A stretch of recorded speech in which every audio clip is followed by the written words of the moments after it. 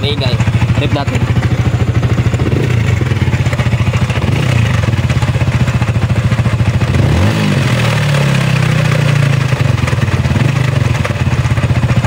Ayan mga Diaz, maingay siya. Patayin na natin.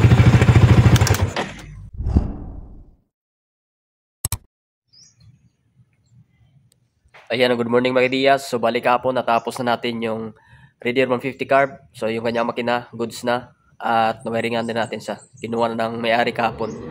So ngayon mga Diaz, yung Sniper 155 BBA naman yung ayusin natin. Maingay yung kanyang makina. So yun yung Sniper.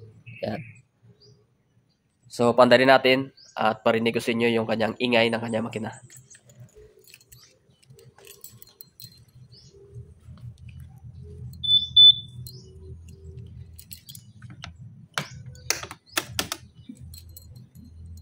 Start natin mga Diaz.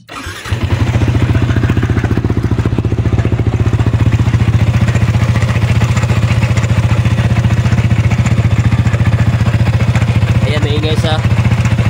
So hindi pa natin siya na-revolution. Maingay na. Meron siya maingay sa kanyang bandang head. Ayan, parang bearing na malog at maingay talaga. Ayan.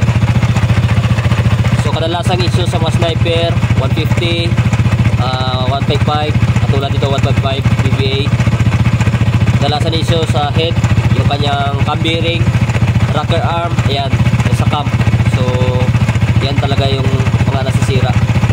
Iwan kong bakit kung ganito yung design ng Sniper 155. So pagkita ko sa inyo mamaya yung sa kanyang oil passage sa bandang itaas. Ayan. Siguro nakukulangan supply ng oil. Ayan. So may history ito na na-adjust na yung kanyang tensioner.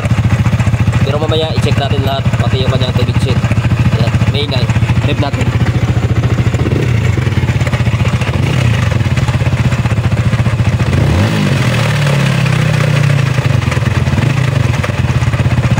Ayan mga Diaz, maingay siya. Patayin na natin. So maingay yung kanyang Sniper 155. So ito yung i-check natin mamaya sa shop at pakita ko sa inyo kung ano yung dahilan ng ingay ng kanyang makina. Ayan. So maliligo mo tayo at dadalhin na natin ito sa shop. Ayan. Tara. So ito mga Diaz, dito tayo ngayon sa shop. So buksan na natin. So hindi ko lang siguro mapakita kung paano natin tanggalin yung kanyang cover. At kakita ko lang sa inyo mamaya kung ano yung sanin ng kanyang ingay ng kanyang makina. Ayan. Tanggalin na natin yung kanyang cover. Yes, natanggal na natin yung kanyang mga cover. So tanggalin na natin to, yung radiator niya. So buksan natin yung head, yung dito sa kanyang water pump. Ayan. Buksan muna natin to.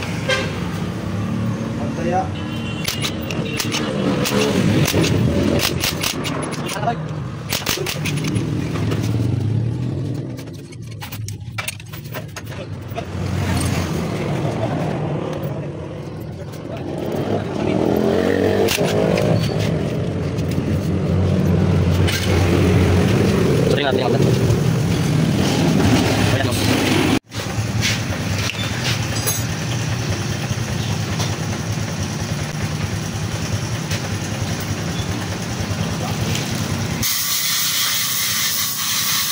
Tanggalin natin yung kanyang head cap. So ito naman Diaz, bubuksan na natin yung kanyang cylinder head cap dito. Ayan. So yung hose, tanggalin natin.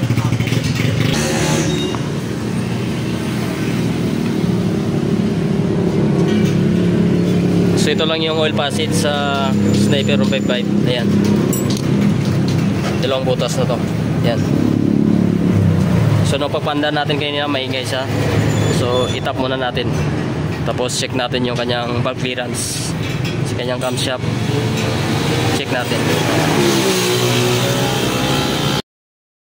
Mga Diaz, nung unang bukas pa lang natin sa kanyang rocker arm. So kinuha natin yung kanyang rocker arm, ay sira yung kanyang bearing dito. Yan. So pakita ko sa inyo. Ayun mga Diaz, subali ito na buksan na natin siya. So yung umingay na parang ano siya, ito yung kanyang bearing. Yan, ikutin natin. Yan yung parang kumakayod siya. Yan. Yan yung parang nag-uuntugan pag umikot na siya. Yan.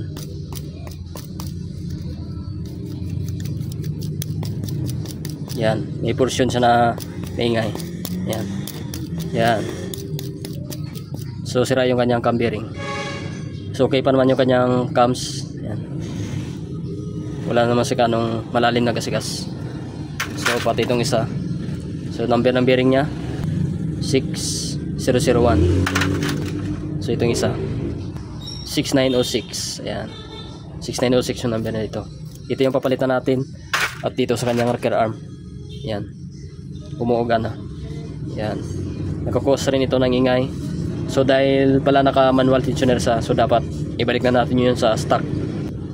At i-check na natin yung kanyang timing chain. Sigurado yung kanyang timing chain ay batak na yun. Kahit palitan pa natin to, kung hindi natin palitan yung kanyang timing chain at naka manual tensioner pa rin siya, masisira pa rin ito. Kasi meron na itong history na inayos siguro to dati at napalitan na. Balik natin sa stock yung kanyang tensioner. So tanggalin na natin yung manual nila. Ayan, yung bolt na nilagay. At ito yung papalitan natin. Ayan. Yan, umuga na siya. Meron na siyang clearance. So dapat kasi side play lang. So ito, ayan. Ayan. Sira na to. So goods pa naman dito mga ideas. Ayan. Okay pa dito sa isa. Ayan. Masikip pa siya. Ayan. So bali yung sa exhaust lang papalitan natin. Ito. Ayan. So madali lang itong ikabit pag matanggal nyo sa ito. Ayan. Pag matanggal nyo, ito yung uunahin nyo, yung washer na to. Ayan. Matapos itong spring. Dapat itong ano na to, dito yan naka-lock sa dito. At sa ibaba. Yan, dito nakalagay. So yun mga Diaz, dito about sa sniper. Ito yung maingay sa kanyang makina. So nasabi ko sa first video natin kanina na part na kanyang head ang maingay. So ito na. So tama yung hinala natin sa kanyang rocker arm, sa exhaust at sa kanyang cam bearing. Yan. So bali sabihin ko lang may-ari na ito yung mga sira sa kanyang motor.